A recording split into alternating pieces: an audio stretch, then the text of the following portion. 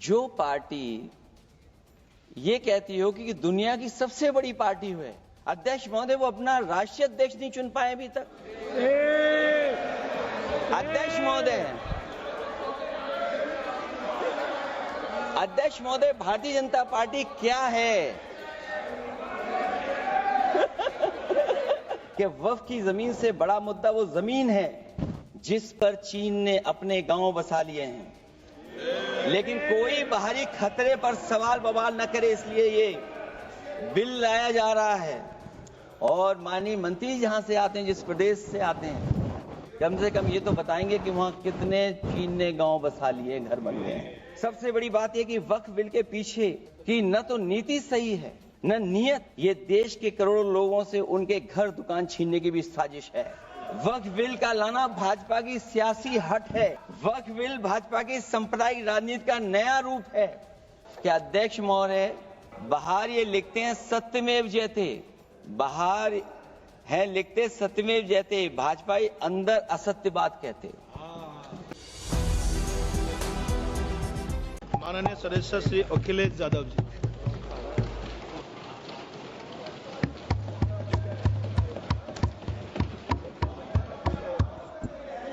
Please please. कोई बात नहीं।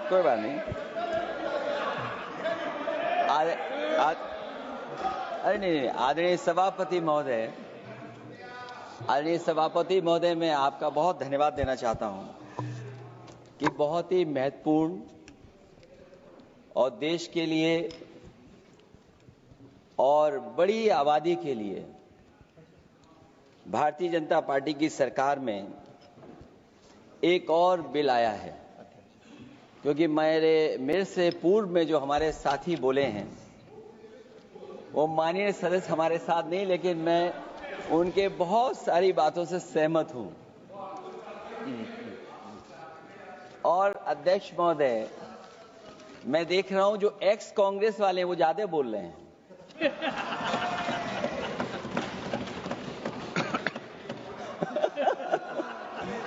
आदरणीय अध्यक्ष महोदय,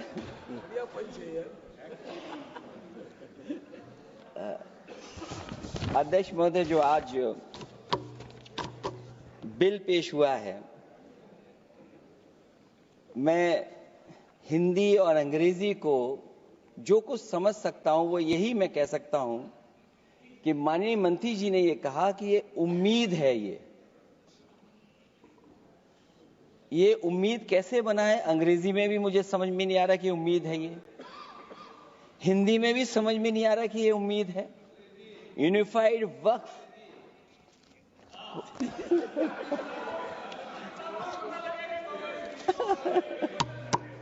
अध्यक्ष महोदय, यूनिफाइड वक्फ मैनेजमेंट, अध्यक्ष महोदय, मैं समझ सकता हूं कि मैं वो बात छेड़ना नहीं चाहता था, लेकिन क्या करूं, मजबूरी है अब।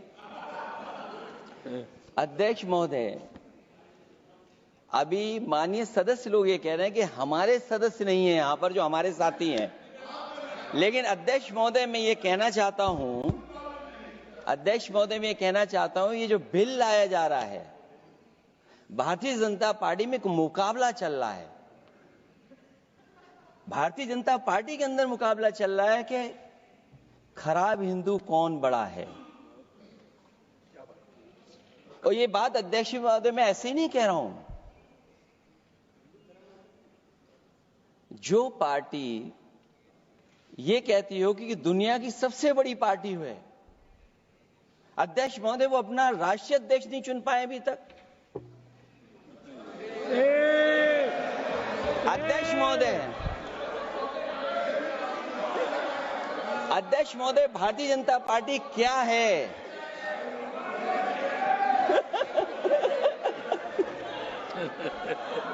जी, मैं अखिलेश जी ने बहुत हंसते हंसते कहा है, इसको हंसते हंसते जवाब देना। इस सामने जितनी पार्टियां हैं उनका राष्ट्रीय अध्यक्ष उन 5 लोगों को ही चुनना है परिवार के। हमें माननीय अध्यक्ष जी करोड़ों सदस्यों में से 12-13 करोड़ सदस्य प्रक्रिया कर कर चुनना है तो देर लगती है। आपके यहाँ जरा भी देर नहीं लगेगी। मैं कह देता हूं अभी 25 साल तक आप अध्यक्ष हो जाओ, नहीं बदल सकता। अध्यक्ष महोदय, क्योंकि जो बात निकल के आई है वो मैं फिर आगे बढ़ा दूं।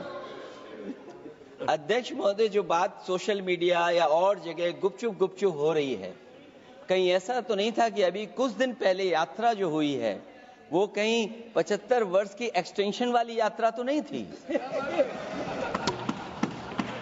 अध्यक्ष महोदय, ये जो इस बार जो वक्फ बिल आया है, नाकामी का पर्दा इस बार है वक्फ बिल। और नाकामी कोई एक आध नहीं है, मैं कई नाकामियां बता सकता हूं। अभी मैं माननीय सदस्यों को सुन रहा था, वो पुराने कई बिल उनके बारे में चर्चा कर रहे थे कि कितने प्रोग्रेसिव बिल लेकर के आए हैं। मुझे याद है मैं उत्तर प्रदेश में उस समय था और मुझे लगा कि शायद इनकी वो बात ठीक होगी। एक ये बहुत तैयारी के साथ फैसला लेकर के आए थे और फैसला ये लिया था आधी रात के आज के बाद नोट नहीं चलेंगे, नोट बंद हो जाएंगे। अध्यक्ष महोदय, उस नोटबंदी नाकामी के बारे में भी तो चर्चा हो जाए कि अभी भी न जाने कितनी जगह पर कितना रुपया निकला जा रहा है, कितना निकल करके आ रहा है। केवल नाकामी नोटबंदी की नहीं, नाकामी बेरोजगारी की भी है, नाकामी महंगाई की भी है, नाकामी किसान की आय दोगुनी नहीं कर पाए वो भी इनकी नाकामी है। मुझे याद है एक माननीय मंत्री जी पूरे देश की नदियों के बारे में बीओडी बता रहे थे, लेकिन माननीय मंत्री जी ये भूल गए कि उनके शहर में, उनके क्षेत्र की जो नदी है उसकी बीओडी क्या है। गंगा क्या साफ हो गई, यमुना क्या साफ हो गई, स्मार्ट सिटी क्या बन गई, क्या गोद लिए हुए गांव इन्होंने गोद से उतार दिए, उनकी क्या दुर्दशा है। इसलिए मैं कहना चाहता हूं, ये नाकामी का पर्दा इस बार वक्फ बिल बना है। और सबसे बड़ी बात तो यह है कि जिसके लिए फैसला होना है उसकी बात को अहमियत न देना भी नाइंसाफी है। अध्यक्ष महोदय, नाकामी केवल यहां तक नहीं है। और भारतीय जनता पार्टी क्या है, मैं केवल एक पुरानी घटना याद करता हूं। एक बार फैजाबाद अयोध्या में एक कार्यक्रम था, उसमें बड़ी तैयारी की गई थी और तैयारी के साथ कलाकार मुंबई से बुलाए गए थे। हो सकता है वो सहमति दिल्ली से ना रही हो, केवल लखनऊ की सहमति से हो रहा हो कार्यक्रम। और जब कार्यक्रम की पूरी तैयारी हो गई, भगवान श्री राम बनकर के कोई आ गया, लक्ष्मण बनकर के कोई आ गया, मां सीता भी बनकर के कोई आ गया, हनुमान जी और भगवान हनुमान भी बनकर के कोई आ गया। लेकिन जब लखनऊ से वो हेलीकॉप्टर उड़ा और अयोध्या पहुंचा तो सब लोग थे, लेकिन उसमें हनुमान नहीं थे। अध्यक्ष महोदय, मैं भारतीय जनता पार्टी के लोगों से कहूंगा कि जानकारी करिए कि आखिरकार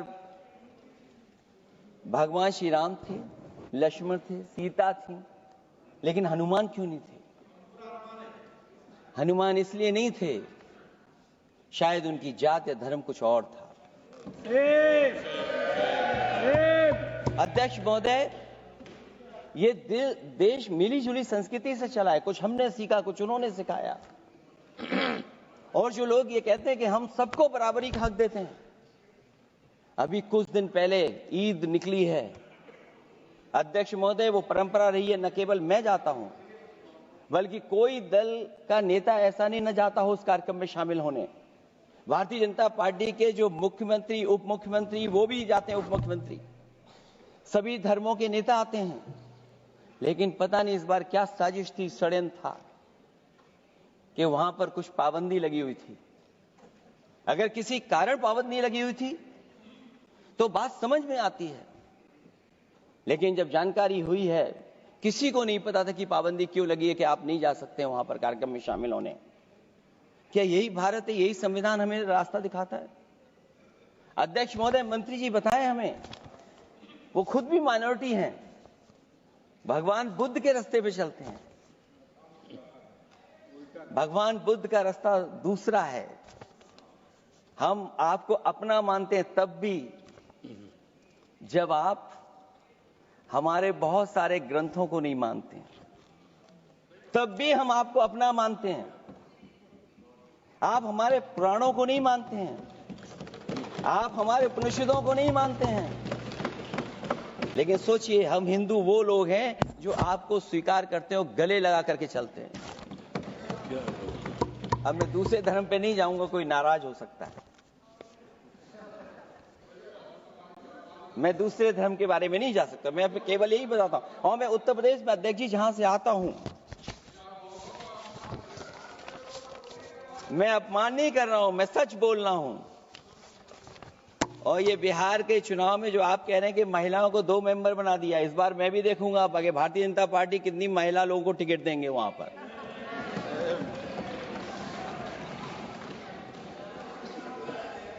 अध्यक्ष महोदय, भाजपा जब भी कोई नया बिल लाती है तो वो अपनी नाकामी छुपाती है। भाजपा वाले मुसलमान भाइयों की वक्फ की जमीन चिन्हित करने की बात कर रहे हैं, जिससे महाकुंभ में जो हिंदू मारे गए हैं या खो गए हैं उनको चिन्हित करने की बात पर पर्दा पड़ जाए।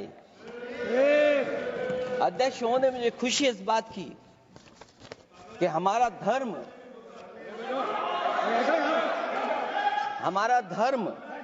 अध्यक्ष महोदय नहीं कुछ कहना चाहते हैं नहीं प्लीज, तुमको अलाउ नहीं किया। अध्यक्ष महोदय, कुंभ में आस्था सबकी है, कोई ऐसा नहीं जिसकी आस्था ना हो। और कुंभ कोई पहली बार नहीं हो रहा था। ये भारतीय जनता पार्टी के लोगों ने ऐसा प्रचार किया कि 144 वर्षों के बाद पहली बार महाकुंभ होने जा रहा है और लोग निकल पड़े। सरकार ने कहा कि हमारी तैयारी 100 करोड़ की है। आप कहते टेक्नोलॉजी का हम इस्तेमाल करेंगे, जमीनों को हम मैपिंग कर करके डेटा एंड रिकॉर्ड ठीक करेंगे। अध्यक्ष महोदय, ये बताएं कि वो 30 लोग कौन थे, उनके नाम क्या थे जिनकी जान चली गई। न केवल जान जाने वालों की, बल्कि अध्यक्ष महोदय ये सरकार बताए कि जो लगभग 1000 हिंदू खो गए हैं, जो अभी तक नहीं मिले, जो अभी तक नहीं खोज पाए हैं, वो 1000 हिंदू की सूची कहां है। और फिर धर्म कारोबार की बात है, जो ये लोग गोली। अध्यक्ष महोदय, मैं कार सेवक वाली बात इसलिए नहीं छेड़ना चाहता हूं। अध्यक्ष महोदय, ये शायद माननीय सदस्य जानते नहीं कुछ सच्चाई नहीं जानते। अध्यक्ष महोदय, ये संविधान की वजह से, संविधान को बचाने के लिए, हिंदू एकता को बचाने के लिए कुछ फैसले लिए गए, लेकिन एफआईआर हम लोगों पे नहीं लिखी गई थी। एफआईआर उन पे लिखी गई थी जो बेचारे तैयार हो गए थे सुबह, लेकिन पता नहीं कहां से फोन आया था, कहा था कि अब तैयार तो हो गए हो लेकिन आप शिलान्यास में नहीं आ सकते। बहुत सही। इसलिए बात को इधर से उधर नहीं में ले जाना चाहता। अखिलेश जी, जरा वक्त पे भी आ जाओ। अच्छा, वक्त पे आ रहा हूं। नहीं, वक्त पे अध्यक्ष इसलिए आ रहा हूं क्योंकि वक्त समझने के लिए भारतीय जनता पार्टी की सोच क्या है।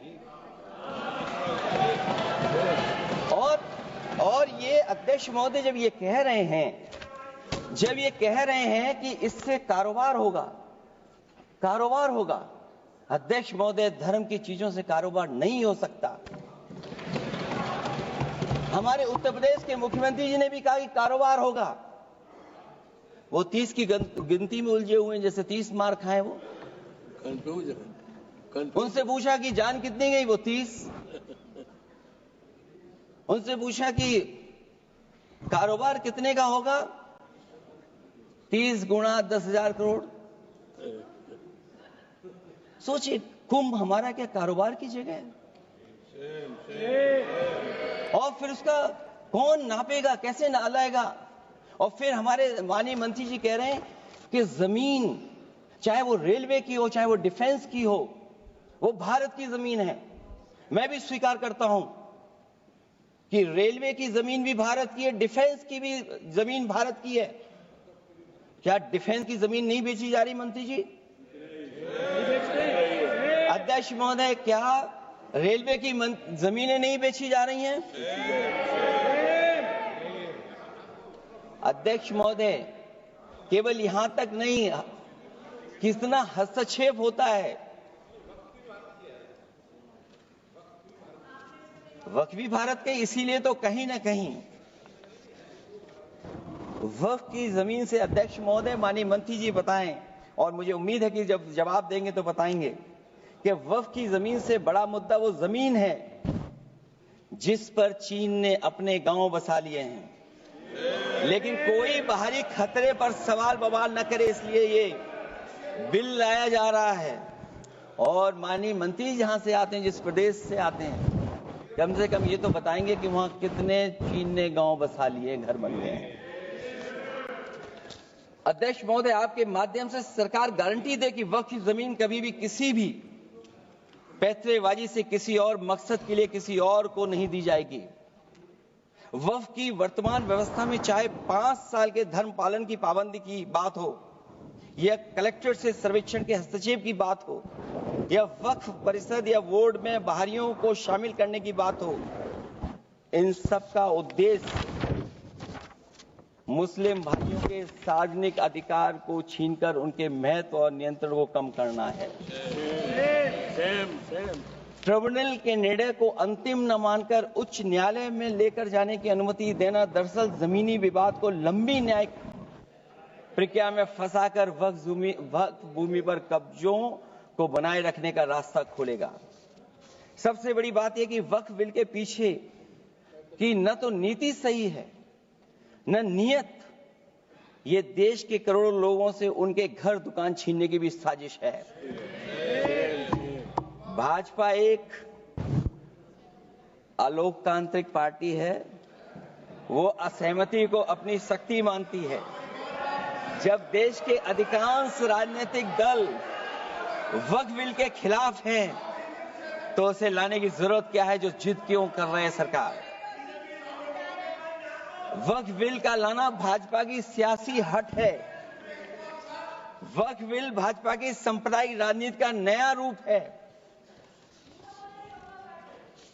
वो तो आपको काटेगा, और इसलिए काटेगा कि अध्यक्ष महोदय बाहर ये लिखते हैं सत्यमेव जयते, बाहर है लिखते सत्यमेव जयते, भाजपाई अंदर असत्य बात कहते।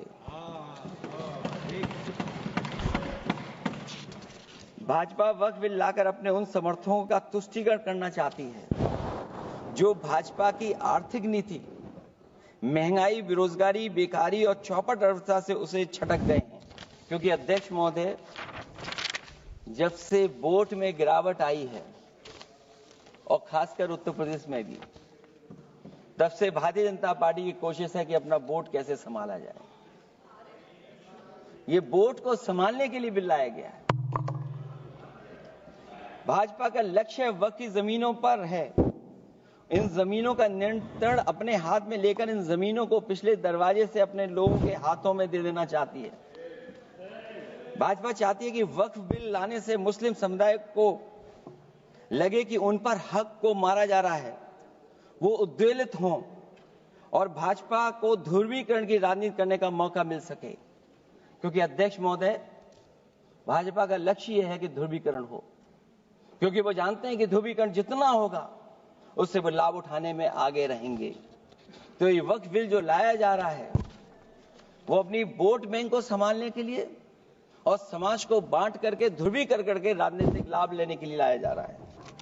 और अगर इसके लिए नहीं लाया होता तो पहले से जो जितने फैसले लिए सरकार ने, क्या उससे देश और प्रदेश में कोई बड़ा बदलाव आ गया है? अगर स्मार्ट सिटी का बात करें तो कितनी स्मार्ट सिटी बन गई है आपकी? आपके नोटबंदी की वजह से न जाने कितना रुपया कहां निकल रहा है। और डर तो ये लगता है कहीं भाजपा वाले दूसरों के पैसा रख करके न पकड़वा दें। वक्फ बिल के आने से पूरी दुनिया में एक गलत संदेश भी जाएगा। इससे देश की सेकुलर इमेज को बहुत धक्का लगेगा। वक्फ बिल भाजपा की नफरत की राजनीति का एक और अध्याय है। मैं अंत में कहना चाहता हूं कि अभी तो आपने साथी संभाल लिए हैं, एक साथी तो मुझे दिखाई नहीं दे रहा है, और हमारे जिनका हमने सम्मान किया हमें कहां ले गए आप, और हमें यहां छोड़ गए आप, हमें छोड़ गए, हमें देखिए सभापति महोदय देखिए राजनीति क्या है। हमने आपका हाथ पकड़ा और हम यहां आ गए, और आप हमारा हाथ छुड़ा करके वहां चले गए। इसलिए देखिएगा कब हमारा इनका हाथ मिल जाए। और मैं अध्यक्ष सभापति महोदय ये कहना चाहता हूं कि वक्फ बिल भाजपा के लिए वाटरलू साबित होगा, क्योंकि ऊपर से तो हाँ हाँ कह रहे हैं, लेकिन अंदर ही अंदर बहुत सारे साथी सहमत नहीं है। मैं अंत में इतना ही कहना चाहता हूं कि ये वक्फ बिल जो लेकर के आए कोई उम्मीद लेकर के नहीं आ रहा है, ये सोची समझी रणनीति का हिस्सा है, क्योंकि इनका जो बोर्ड बिखर गया है, ये मुस्लिम में भी बंटवारा चाहते हैं। मुस्लिम इस्लाम धर्म में कहीं बंटवारा नजर नहीं आता है, लेकिन इनकी कोशिश है कि इस बिल के माध्यम से हम मुस्लिम भाईचारा में भी बंटवारा करते हैं। बंटवारा तो पीडीए करेगा।